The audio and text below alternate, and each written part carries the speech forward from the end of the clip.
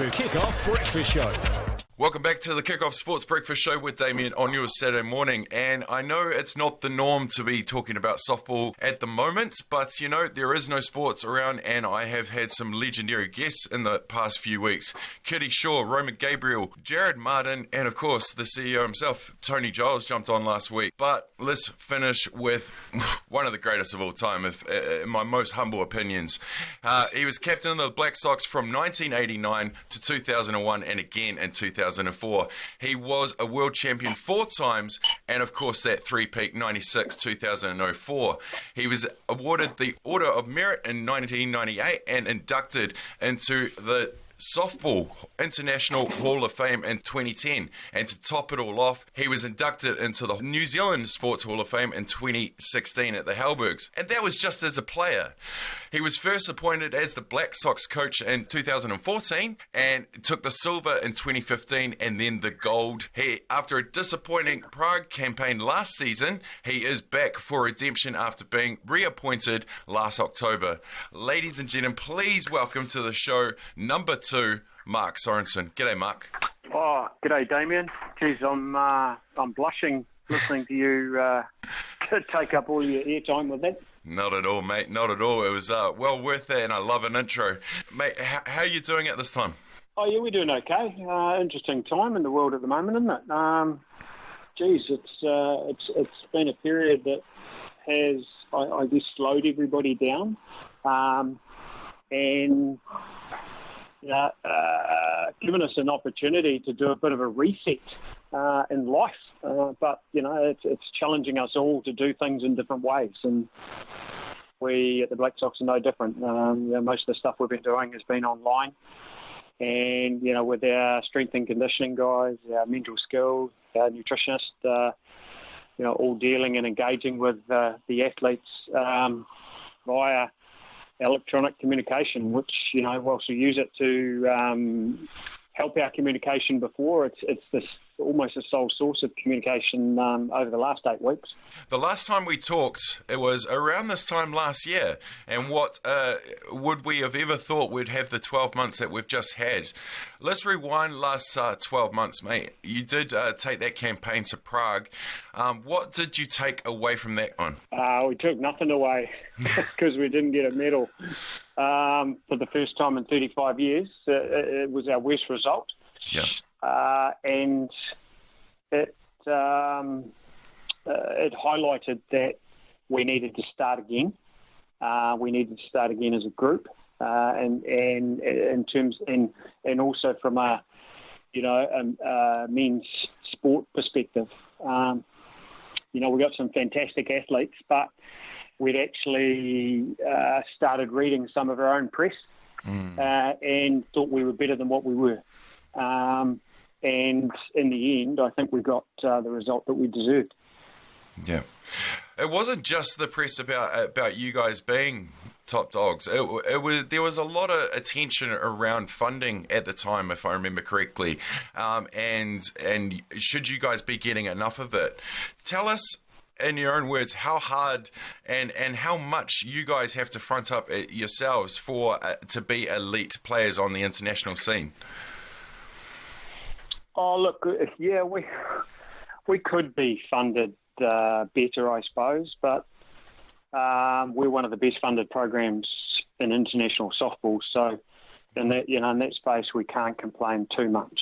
The guys prior to this current campaign, so in the Prague campaign and going back, the guys haven't had to front up with anything personally out of their own pocket. Awesome. And that's on the back of the Black Sox legacy for the last, 35 years. It's our worst result. Last 35 years, we've never been any worse than second in the world. So, when you've got results like that, you've got a good case to get funding. But, in terms of high performance sport, what I mean is, sports of significance to New Zealanders, and they don't see us as being one of those sports, even though our results would stack up against anyone. We constantly struggle for, I guess, recognition and credibility. I think credibility is the big thing. There is, and I'm sure you've seen it, there is a big misconception in the media that softball is only played in a few countries, and there's no one treats it seriously. We're the only ones that treat it seriously. That's why we keep winning. And it seems we've been a bit of a whipping boy of the media for seems like forever, but certainly since I've noticed it more in my coaching tenure. And for me, it's disappointing because the bit that really bites my ass is it's really ignorant, because there's people that are commenting about our World Cup, and they're public in all forms of the media, commenting about our World Cup and the lack of quality and anything that goes in with that, anything they feel the need to have a crack at, but they've never been there. They've never been to the event. They've never witnessed it. They've never reported on it. They've never seen day in, day out how hard these guys work. Yeah. It's these, I call them fair weather journalists that fast food journalists that come in and want the easy story. Yeah. Well, the easy story in New Zealand at the moment is baseball, because you've got Major League Baseball. But New Zealand, in terms of baseball on the world scale, could never be further away from the epicentre, and the chances of someone here ever making it are minute. Not saying never, because you could never say never, but it seems that it's an easy option. It's follow baseball, let's get rid of softball, let's have back there. But, there's plenty of countries in the world that actually have both sports operating and operating really well. And in some sports, some countries, I should say, the two sports complement each other. I think what didn't help was, I guess, the last 7 years, Ryan Flynn, who was running Baseball New Zealand, took it as his own personal agenda to undermine and discredit softball. And I think that kind of helped this fast food generation of journalists that are coming through, right, that are prepared to do the diligence and the work behind the scenes and report and go out and watch teams play and assess things and become specialists. Where we're seeing a lot of generalists out there. So, I mean, if there's one thing that really bugs me, it's the ignorance in the media space around, the world-class athletes that we actually have in our game. And it's not that we've just got it now, that we've had for 30 years. And, unfortunately, I'm the only one that's ever got any media. And I'm not sure why that is, but we've got, plenty of other guys that have deserved recognition and profile on the back of the success that they've had, both domestically and internationally. But because we're the sport we are, you don't get that opportunity. So I guess that's kind of the end of my rant, but you kind of get the picture. It's something that, it's a sport I'm really passionate about and really proud of. And I don't know why we have to continue to justify our existence when all we've ever done is win. Well, yeah, I mean, you say credibility. You just have to go to an office down in Seaview there, and it's not a meeting room, it's a trophy room.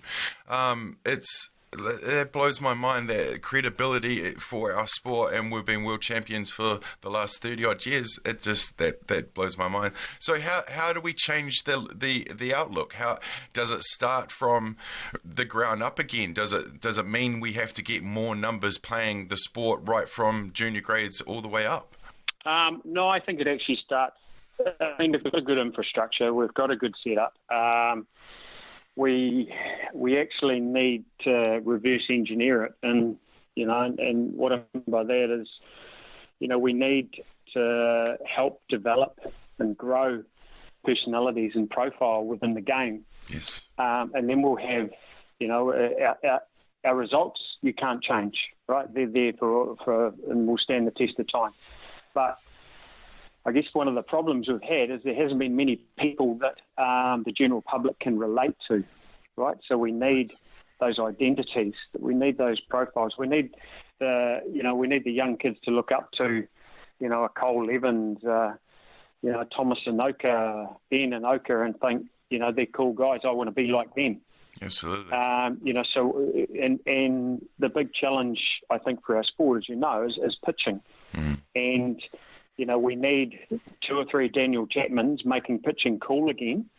And then that next generation coming through will want to, emulate what he's doing. And, there'll be a wave of pitchers coming through, just like Kevin Hurley, he made pitching cool and whenever it was the 60s and 70s, then you had a generation of pitchers coming through because they wanted to be like Kevin Hurley. Where the change for our game, I see it happened in about the 90s where you talked about Jazza before, that you had him on the show, and, he's the one that deserved a greater profile than what he ever had. Jared Thomas, Markia, Donnie Hale, sort of they were coming through in the early mid-90s, and they all came through as pitchers. But then they decided that they wanted to hit, and they went in, Jared and Donnie went to first base, and Donnie ended up in the outfield, and Tommy Lowry went to the outfield. But they made hitting cool, so all the young kids coming through wanted to hit like those guys. So the challenge for us is actually to make pitching cool again. Yep. And that comes through, that reverse engineering I talked about. We're creating some identities, some personalities, so that people get to know that, these guys actually are world.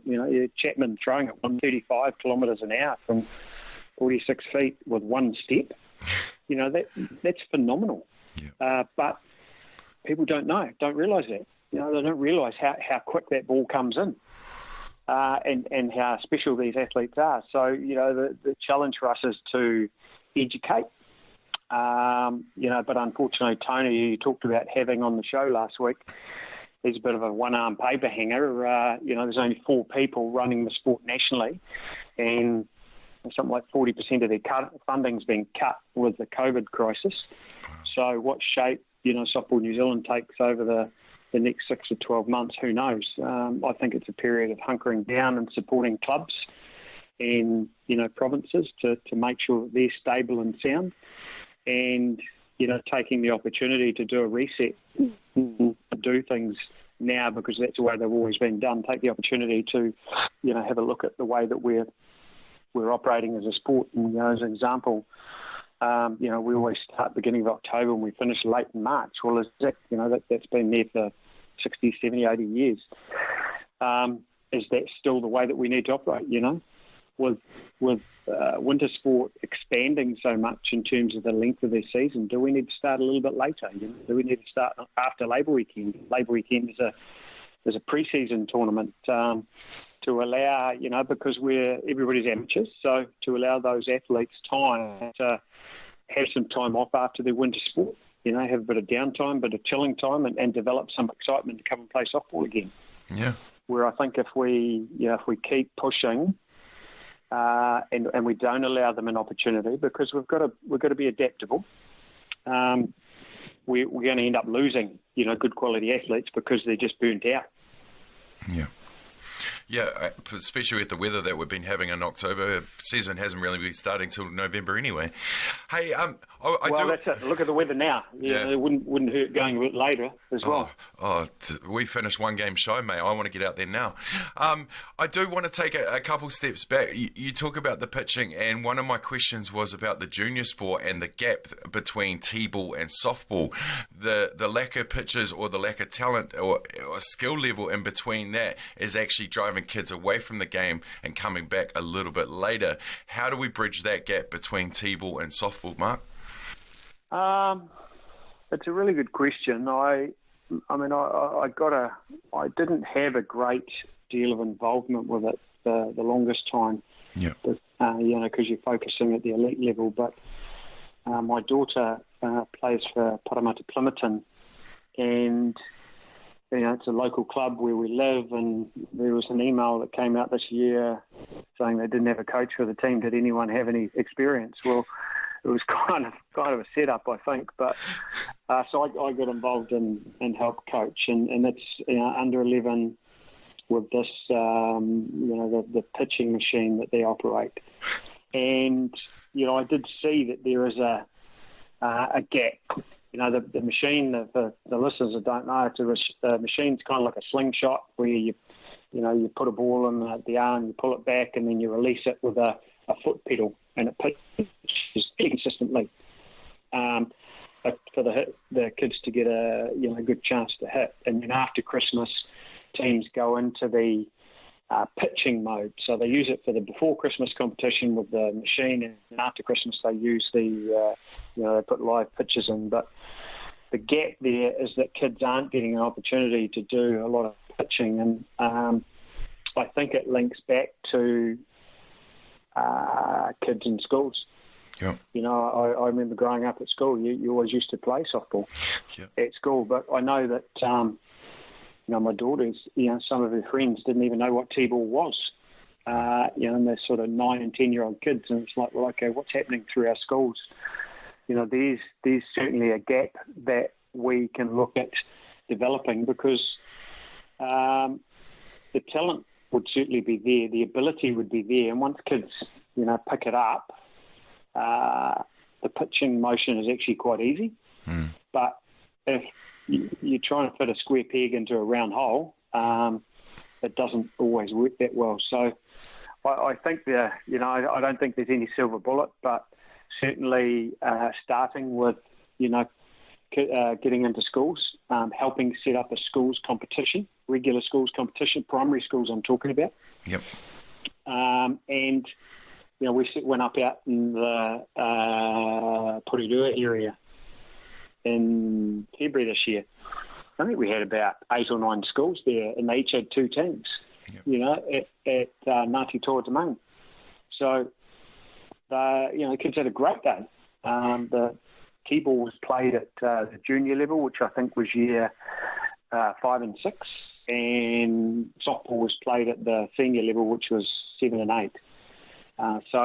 And then the kids had a great time. Unfortunately, it was at the end of the season where something like that would have been perfect at the start of the season, and you're able to give them flyers and stuff to go to local clubs, and I'm sure it would have generated, a handful of teams to local clubs through the interest of the kids playing in the day, because they all had a great time. And the parents that were along there, and I got roped into helping coach that as well. They loved the fact that game was over in an hour. Yeah. For the kids. So you come down, you maybe a couple of hours out of your morning with getting there half an hour beforehand out for the game, and then prize giving and stuff afterwards. They weren't spending all their time stuck on the boundary of a cricket field on a Saturday morning. So, awareness is a big thing. So, awareness, schools, little competition.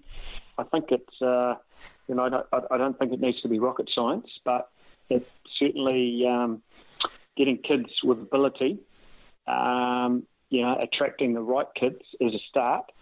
Having people that they can relate to in terms of identities at the top of the tree is also, a focus. And I think that will then, they'll slowly migrate together. Absolutely. Well, I'm sorry to Parramatta Plimerton for not adding that to the intro earlier, and that explains why Paolo asked what other teams you were coaching. Hey, let's talk. High performance sport in my review for Prague last year asked, "What am I going to do differently this time?" And I said, "I'm coaching Paraplim under 11 cheaters." Awesome. And they laughed, and it's like, well, you've got to get back to grassroots, and you've got to put all the flash stuff aside and look at what's really important about the game. And to see, I had 8 of 10 kids that had never played before. Yeah. But, to see the joy in their eyes as they developed and grew through the season, we had stretched there. I think we'd won 5 or 6 in a row. So, that actually gave a lot of satisfaction. So there was some legitimacy to my answer to high performance sport that was actually getting back to the start and grassroots sport and keeping it simple. Absolutely. Hey, let's continue on the development theme here.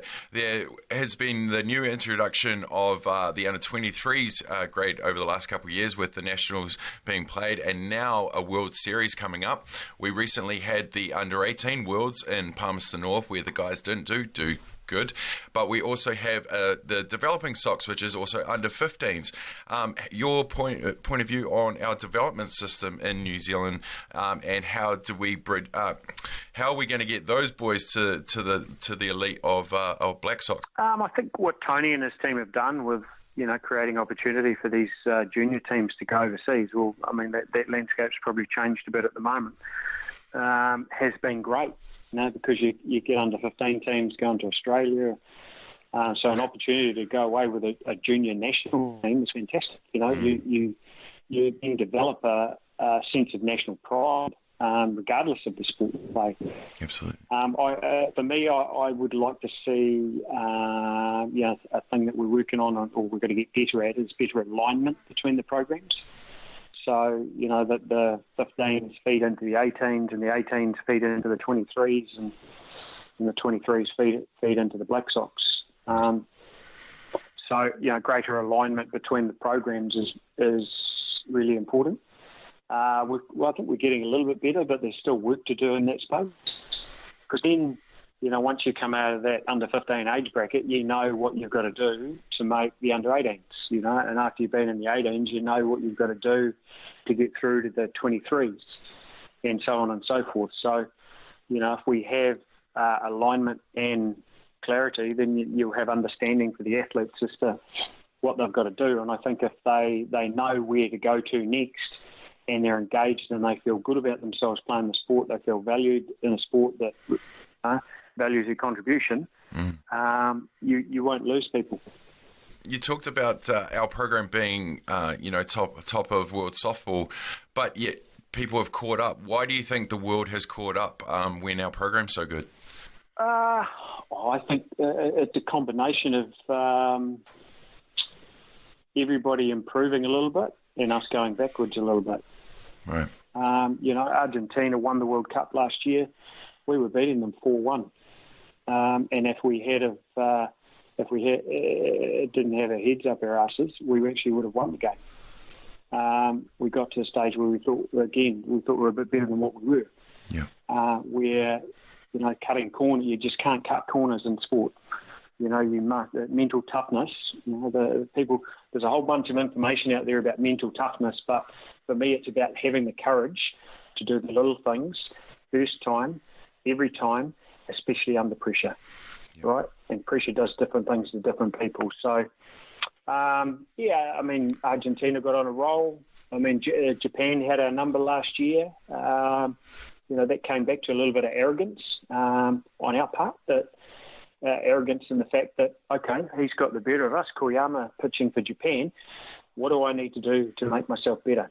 And we operated by the definition of insanity, and that was do the same thing and expect a different result. How'd that happen as a coach when I'm there? We couldn't drive change. Unfortunately, I talked about it before, the arrogance that we had within our attitude, our mindset was that I'm still good enough. And that's not something you can change overnight. It's an attitudinal thing, and it's something that we identified after Prague last year, and we're working on right now, and have done since, sort of day one back in the job, is we need to drive the acceptance of the need for change. We've been at the top of the tree for a long time, and eventually, it was always going to happen that we fell. Unfortunately, we fell quite badly and crashed and burned. But, we were winning the semi-final against Japan. Of the 4 games we lost, we were winning all of them. We were a few outs away from being in the final again, which would have been 11 consecutive times. So whilst we crashed and burned, we actually weren't that far away. So, to answer your question, we haven't changed a lot. We just haven't adapted enough and thought that it was still going to be easy. We'd always got to the top of the tree, and always been at the top of the tree because we worked exceptionally hard and we played for each other. We always had world-class athletes, but we played the Kiwi style of ball. We kind of got away from that Kiwi style of ball where, you manufacture runs, you play for each other, you bunt guys across, you get guys on base, where we just got into a little bit of a habit of trying to hit a 3 home run with no one on base. Hey, let's talk about that mental toughness. You are a proud member of a three-peat, 96, 2000, 2004. Another person that we've just watched for the last 5 weeks, MJ, on The Last Dance. A lot of people talking about his mental toughness, but also the way he did act. Would we be talking differently about him now if they had lost because of how hard he was on the people? And then you see a comparison to Derek Jeter, who was very nice to his rookies and looked after them and got to know them and still won 5 championships. When did you see in sport over the time in your elite level the mental toughness, the mental change in how people approach sport? When people started to win. I think it's intrinsically linked to success. Okay. Because, there's the saying, nice guys finish last. Although, you've highlighted Jeter. He's a fierce competitor, though. Yeah. There's no doubting that. I watched The Last Dance and I loved it. I've taken mountains of notes from it, and I'm encouraging our guys to watch it because I think, there's some fantastic messages about commitment, about mental toughness, about leadership, about adversity, and I related to so much of that. I could see a lot of, my playing days there, because you're hard on the guys around you. So but that's how you set standards. That's how you hold people to account. If someone's not meeting the standard, you must hold them to account. But I think they sensationalised it a bit in the series because it got people to watch. Yep. And we only had to watch, what was it, yesterday? I think Horace Grant came out and said, no, it wasn't that bad. I mean, we bit back. It wasn't all one way, but, just showed how they dressed it up. But yep. Fantastic messages, in terms of someone that wants to be a top athlete, whether it be male, female, whatever sport, you just have to watch, world-class athletes like that. And it's something that I spent a lot of time on when I was younger. I used to watch the best because, I wanted to be a student of the game. I wanted to take stuff on board. You want to learn about how they act, how they conduct themselves, how they train, what's their mindset when they're going to bat, regardless, or if it was a different sport, what are they thinking about? How do they control those negative thoughts coming in? Always trying to find ways to be better. And where it's a challenge with the athlete of today because they, and the saying that I have in the Black Sox is if you want to be the man, be him all the time. Don't just be him on a Saturday afternoon when you turn up to the park because it doesn't work. If you haven't got discipline Monday to Friday, you're not going to have it on a Saturday. So, and the challenge we have at the moment with the generation of athletes is, it's a now generation that, they're not really patient. They don't want to serve their time on the bench. They don't want to earn their stripes. They want to play now. And if they don't play now, they're going to take their toys and, throw them out of the cot. Where that's contributed a little bit, I think, to a softening of mental toughness, and so it will change our selection philosophy in that, we want guys that are going to put their nose to the grindstone, that are going to, fight, that are going to battle game in, game out, and not just look for the flashy stuff. So, they'll as I said, there's some, it's going to change our selection philosophy because we feel it's time for change. We've been down that road, we've had some success, and it's time to refresh and refocus. Yeah. Do we have one of those players with that killer drive? We have a lot of players like that, but what they don't realise is, and we're trying to work, put a greater emphasis with mental skills on this campaign, is that they don't actually realise how much it contributes to success. Right.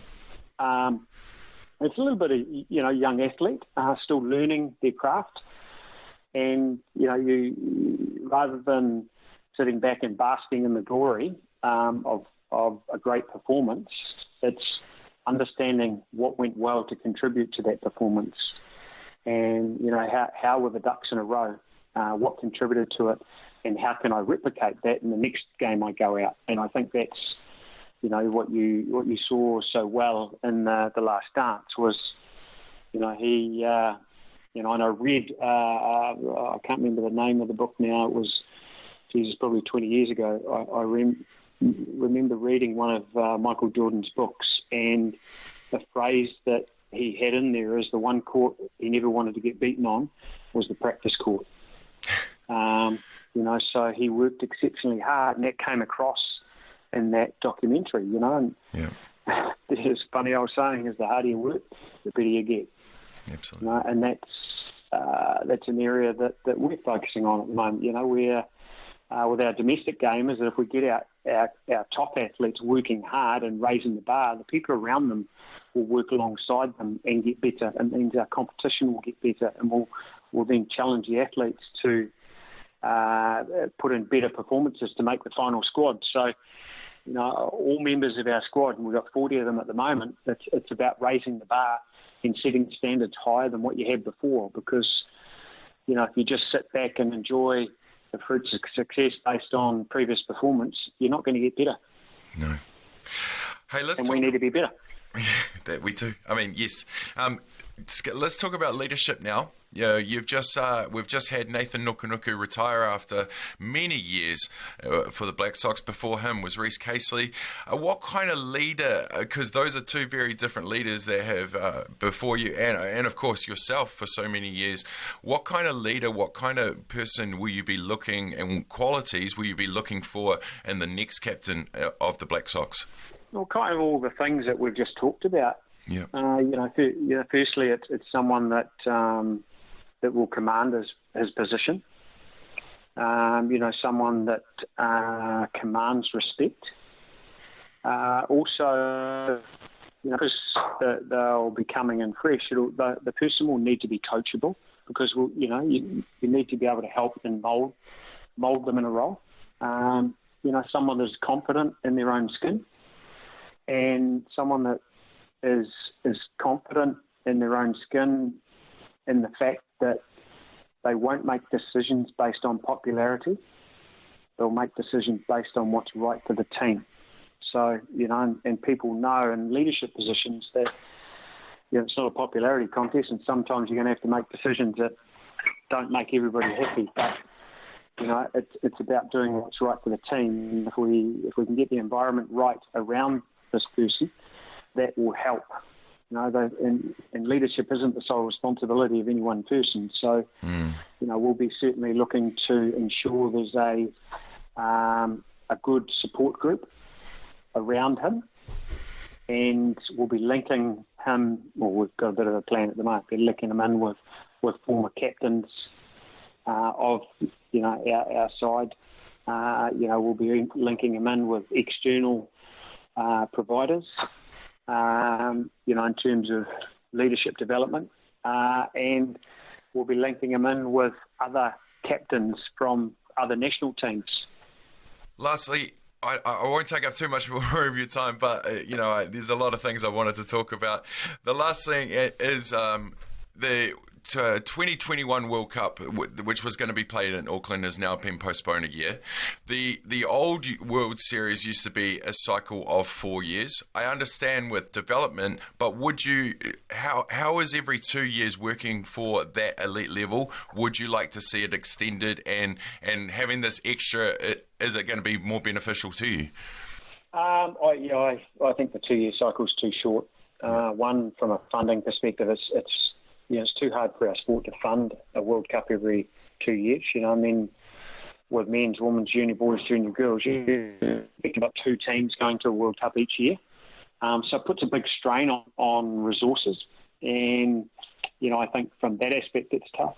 From a development point of view, by the time you think if it was 2 years, after Prague last year, and by the time went through the process of a review and recruitment process, and you get appointed in October, you've effectively got 14 months, 14, 16 months to prepare a team for a World Cup, which is a really short turnaround. So in saying that, the extra year I think is great from our point of view, because it will help with our need to drive behavioural change.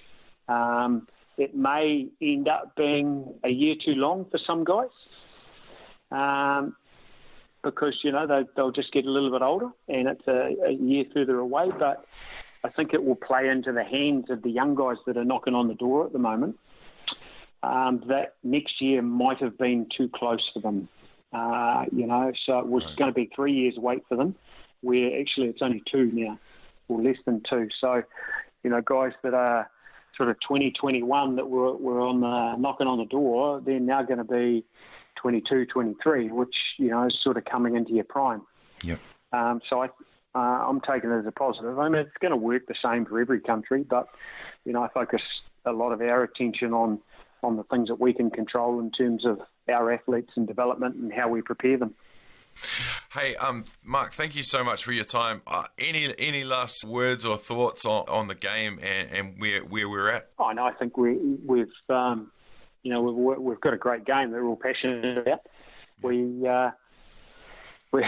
just need to keep on keeping on, and I think the current crisis that we're seeing around the world is a great opportunity, as I said before, to do a reset and prepare our game for the next 50 years, because we're certainly in it for the long haul, and we'll be around for a long time to come.